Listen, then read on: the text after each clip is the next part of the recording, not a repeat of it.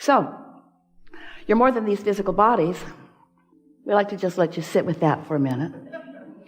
It's logical, isn't it, that you didn't just show up here?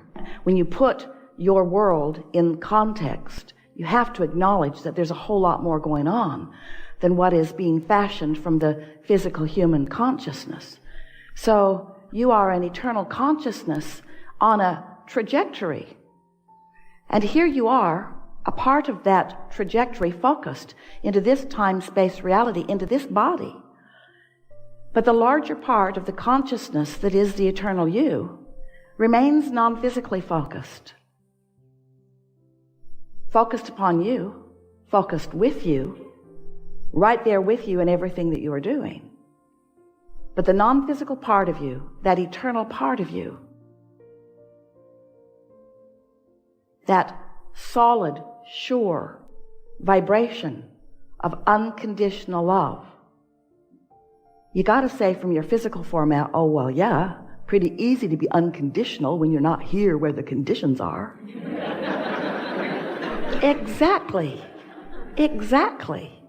It is easy for us to remain unconditional when we're not all twirled up in the nitty-gritty of what you're all twirled up in. But that's what makes this the perfect recipe. The source energy part of you remains non-physically focused, aware of you, but solid in the vibration of all that is well. And as you are here in your physical body, exploring the contrast, in your exploration, in your deciphering, in your living and observing of it, you know what you don't want, which causes you to know what you do want. You are giving birth to constant new preferences. It's what the evolution of every species is about. So as you are giving birth to these new rockets of desire, we call them that because they are vibrational, and from your point of view, you would see them go fast, you would see them exude out from you. Rockets of desire. So life just continues to call you further and further and further along your path. The question is, how sensitive are you to the vibration of that calling? And how really on your path are you? If you are in this moment loving someone, you're on your path. But if you're mad at them, you've stepped off into the weeds for a minute. And we know some of them are annoying. Some things that people do, some things that people think, some things that people think about you, some things that you are focused upon are hard to take. They don't feel good when you focus upon them. But we want you to leave this room fully understanding that the reason that they don't feel good when you focus upon them is because the larger part of you isn't focused upon them. And your attention to them is taking you from your path. Now, when anyone starts talking about a path, it makes you squirm a little bit because it sounds like, oh yeah, so it is all pre-decided for me. Somebody already figured it out, and here I am, a puppet on a string, looking for my path. And we say, exactly. No, we don't say that. It's not like that at all. Here you are in your physical body, carving out your path. You're carving out the path. But yes, you had intentions when you came into this physical body that were the path that you were walking along when you made the decision to come here. You knew that you were worthy. And when you get off that path, you feel awful. You knew that you are valuable. And when you get off that path, you feel awful. You knew that this was going to be a wonderful experience. And when you get off that path, you feel awful. You knew that you are the creator of your own experience. And when you get off that path, you feel awful. You had all of these intentions, all of this knowing that you have amassed from life. And the source within you stands in complete knowledge of that path. So here you are in your physical body, making decisions, all kinds of spectacular, detailed decisions. And as you make those decisions in vibrational alignment, in other words, you can be or do or have anything that you want and feel wonderful as long as you're not mad at yourself while you're doing it. That's off your path. You can be or do or have anything, and the source that is within you will support you completely, and you will feel wonderful. Unless you're mad at someone else, unless you're condemning something else, unless you're looking right at what you do not want and making that a lifestyle of vibrational habit. And that's really what we're talking about. We're talking about the vibrational frequencies, or the thoughts, or the energy. These words are all dovetailing, that you are generating. There is a powerful law in this vibrational universe of which we are all a part. We are calling law of attraction. And what that law is, it is the manager of the vibrational frequencies of this universe. It's the manager of the thought vibration. It's really the manager of all vibrations. But in the context of this gathering, when you think a thought, law of attraction responds to the thought that you're thinking and brings you other thoughts that match it, other thoughts of same frequency. So when you focus upon the well-being of something, law of attraction will bring you more thoughts like it.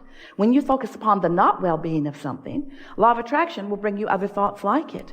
And as you focus there in those early stages of those easy thoughts, law of attraction will bring you more thoughts like that until eventually you will have a significant enough vibrational pattern or trajectory going with that thought that you might even say, I believe that.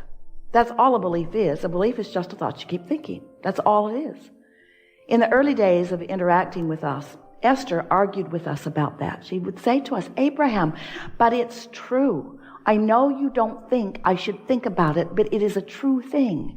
And therefore, doesn't it deserve some of my attention? And we say, there are so many things that are true that you want to practice until you believe them and until you attract them, until you live them fully. And there are some things that are true that you don't feel that way about. Just be discerning. Be a selective sifter. Choose what you think about. But Esther argued, and some of you do too, but Abraham, sometimes I do not think I am choosing this thought. I think this thought chose me. And we say, we know how that feels when you get that momentum going. When you get a certain amount of momentum going, it plays out. The laws of the universe that you know, the laws of physics, you know, it's like that. Put your car at the top of the hill. San Francisco is what comes to Esther's mind because she could not believe those hills that people were actually driving up and down. Put your car at the top of one of those hills and take it out of gear, take the brake off, and just test to see what the laws of physics are about. Just nudge that car just a little bit from behind. Just nudge it and watch what happens next. There's no question about what will happen next, is there? The weight, the gravity, the inertia, the laws of physics are known by you experientially. You know what's going to happen to that car. But if you come to your senses and say, oh wait, I already know the outcome of this, I choose something different, so you step right out in front of that car and it bumps up against you, it stops. The momentum stops right there, doesn't it? You wouldn't want to be at the bottom of that hill stopping that momentum. So law of attraction is synonymous with momentum. Because when you give your attention to something, law of attraction will bring more and more and more and more and more. That's why you want to be discerning about what you think about. And it's also why you don't want to be at the bottom of the hill trying to stop your thoughts. That's when Esther said, my thought's thinking me, Abraham.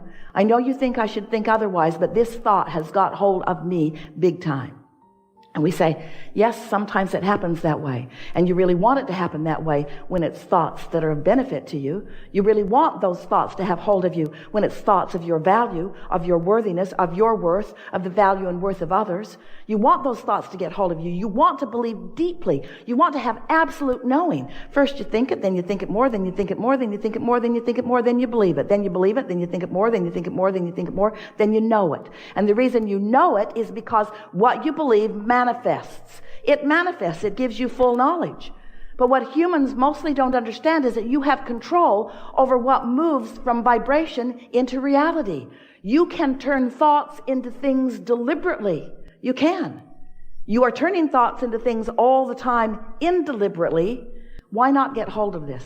Why not start thinking purposefully?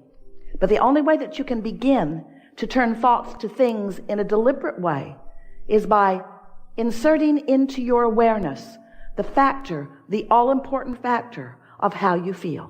Because how you feel is your guidance that lets you know how much momentum you got going toward what you want and how much introduction of contradiction you've got going on. One of the things that you have going for you, there are a lot of things, but significant to this topic. One of the things that is really beneficial to you, and we love you so much. You know what's coming next. When we tell you we love you, we're preparing you for hearing something. One of the things that you've got going for you is that you are, did we tell you we love you? You are fickle and frivolous with your thoughts. And the advantage of that is you don't get hold of any thought, wanted or unwanted, and stay with it very long. You are distracted. Ooh, shiny. So we want to help you to not freak out about the thoughts that you've been thinking. When we started talking about the science of deliberate creation,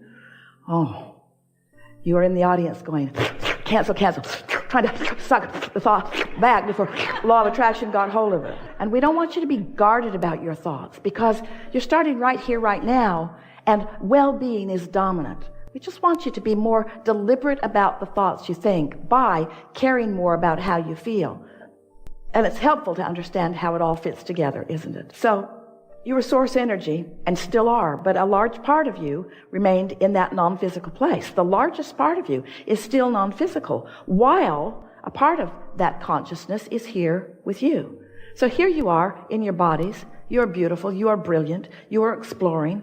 Contrast all around you, knowing what you don't want, knowing what you do want, and continually adding new preferences to the whole of that which you are becoming. So that non-physical part of you resides in a vibrational reality. We've been calling it your vortex or your vortex of attraction. It's your vortex. It's a vibrational version of you. It's the vibrational version of you of all that you want that has full potential of manifesting fully so that you can see it and hear it and smell it and taste it and touch it, and others can too as they behold you. But in order to be deliberate about that, it's important that you know that there are steps to the process. And the first step is you are launching rockets of desire. You're asking all day, every day. You never stop asking. Don't ask yourself to stop asking. You can't stop asking. The trajectory that we are all on, the trajectory that you are most about, who you really are, why you're here, the environment that surrounds you, the details of the environment that surrounds you, all queued up in order to evoke from you new awarenesses of who you are and what you further want. So don't fight that. Just go with it. You can't stop it. Just let the desire flow forth from you. Step one. Step two is that desire that you have launched becomes part of this vibrational reality that the inner being part of you, the soul part of you, the source part of you, the non-physical part of you embraces fully and becomes in the moment that you launch the rocket. That non-physical part of you is now a reality. And law of attraction is responding to that reality also. So now, there's the you standing in your body thinking what you're thinking about that desire that you launched. And there's the source energy part of you standing in the vortex thinking about that desire that you launched. So there are potentially two different perspectives about that. You getting what we're saying? There's the perspective that knows not only that it's possible, but that it's certain. That's your inner being's perspective. Knowing that the path will unfold, knowing that you will find your way, knowing that it will be really fun going toward it, and knowing that you're going to like it when you get there, but knowing that it's not just getting there that it's all about, it's the journey on the way to it that life is really about. That's what your inner being knows. That's what your inner being knows and bees about the desire that you launch. And here you are in your physical body, maybe not so much knowing so much of that. Because you're usually, if you're like most humans, noticing that what you want has not yet happened. So your awareness is upon where is it? Or how's it going to get here? When's it going to get here? Who's going to bring it? And how's it going to get here? How long is it going to take before it gets here? And why isn't it here yet? And how come that guy's got it and I don't have it yet? And so as you focus in those ways, you feel the uneasiness. You feel the discomfort. And sometimes you even say, I think I felt better before I wanted that thing that I do not have. And we want you to understand that you got to get over that. You got to get over that. You got to get over that. You just got to get over that, because you're not ever going to stop launching desires. So you're always going to be creating the gap between what is manifested and what is in the process of being manifested.